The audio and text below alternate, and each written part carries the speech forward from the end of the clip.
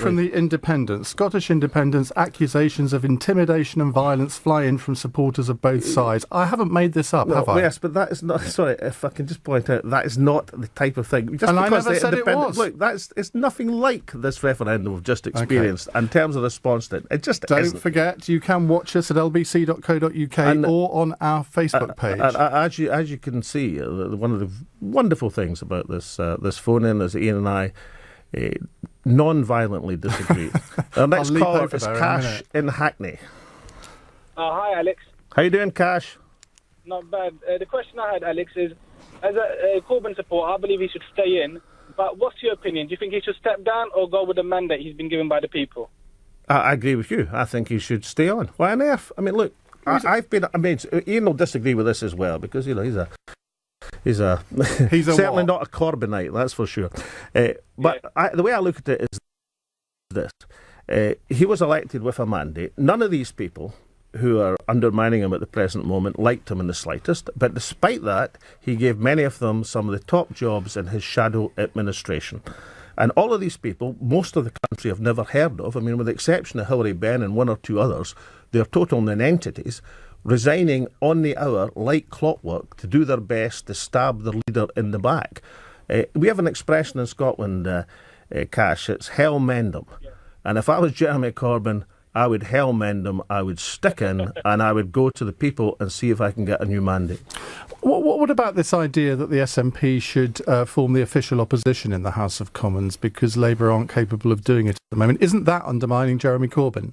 Well, I mean, I think what was being pointed out that if Jeremy had 40 members left supporting him and the SNP have 54 MPs, then numerically there's an argument. But I think it was made more as a playful piece of political bandiage than being serious. I mean, I've got my views on Jeremy Corbyn, and you know I've known him for 30 years. You know, look, I'm not claiming that on his feet at the dispatch box in the House of Commons he's a superb orator, because he's just not. That'd be silly to claim that. But nonetheless, he has shown on a number of issues a consistency of approach and policy, and I've never seen Jeremy Corbyn being anything other than civil, polite and reasonable to his political opponents as he articulates his view. Bearing in mind that Jeremy Corbyn now can't actually staff all of his shadow ministerial positions, 65 of the 90 have now resigned. I saw a list earlier of all the different departments and all the gaps.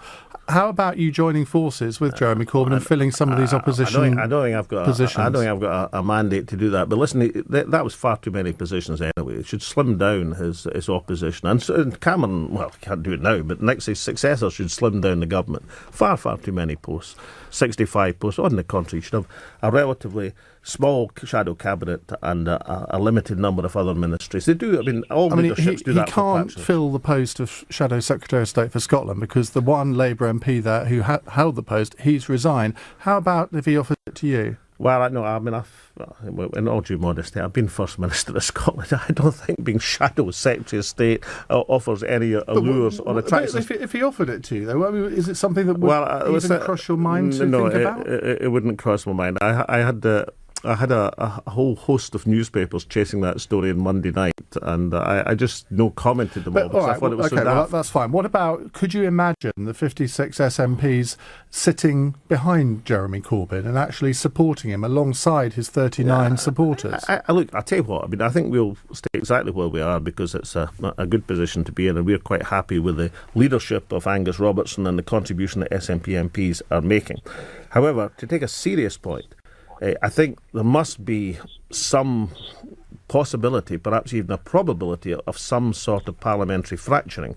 If Jeremy Corbyn stays on, if he receives the mandate that it's pretty certain he would get from the Labour Party members, then you would think there must be some possibility that the disgruntled right-wingers will go off and form their own group. Incidentally, I'm not certain I fully agree with this, but many people in the House of Commons at the present moment, many people in the Corbyn supporters, believe that a lot of what's happening to Jeremy Corbyn just now has a great deal to do with the release of the Chilcot report next week. That's interesting, and we're going to be talking about that much later in the programme. But how much truth do you think there is in that? I think there's some, on the basis that when Corbyn said he would support potentially a criminal prosecution of Blair, then I think... And you talked about this in PMQs today, didn't you? I did indeed. the Jeremy Corbyn aspect, but the aspect that Chilcot's next week, because everybody's kind of forgotten that this report we've all been waiting on for 7 years is on the very cusp of being released. And the suggestions increasingly, and I don't know because I haven't seen the report, but the suggestions increasingly is that the criticism of the former Prime Minister is going to be absolutely damning. So do you think that this attempted coup, that's what it is, clearly, the no confidence vote, I mean, it's pretty categoric. Do you think this is all to get Jeremy Corbyn out of there before the Chilcot report? I think it's been a contributory factor. But I had a conversation with Dennis Skinner, and whatever you might think about Dennis, he's a shrewd reader of internal Labour Party politics. Apart from everything else, he's been at it longer than anyone else. And he said absolutely definitely he thinks that there's a very, very strong connection. But he's obviously a supporter of Jeremy Corbyn, although he was an outer during the European referendum. He's a supporter of Jeremy Corbyn. And he thinks there's a very, very strong connection. Well, don't forget you can watch us at lbc.co.uk and on Facebook Live. Right, I think we've got a couple of questions on this very subject. Right, we've got Len in Barnet. Len, on you go. Yes, hello. How you doing, Mr. Salmond? I'm doing well, thank you. Just a question. How much responsibility do you think that Jeremy Corbyn should take for the outcome of the referendum? Well, I think virtually none whatsoever. I think it's probably true that there's a bit of criticism that he could have done a bit more in terms of participation in the campaign. But that should be slightly modified in the sense that the press were only really interested in the internal Tory party struggles. There's also been criticism that he didn't unambiguously endorse the European Union in his speeches. Well, I looked at his speeches and I actually thought the nature of the Corbyn speeches, I'm not talking here about the delivery, I'm not talking here about the oratorical performance, I'm talking about the content of his speeches, actually was a lot closer to what many people thought who were voting in. And it wasn't an unambiguous endorsement of everything the European Union does, but says, look, there are criticisms, but on balance, it's a good thing. And I didn't see within these speeches anything that could be reasonably criticised.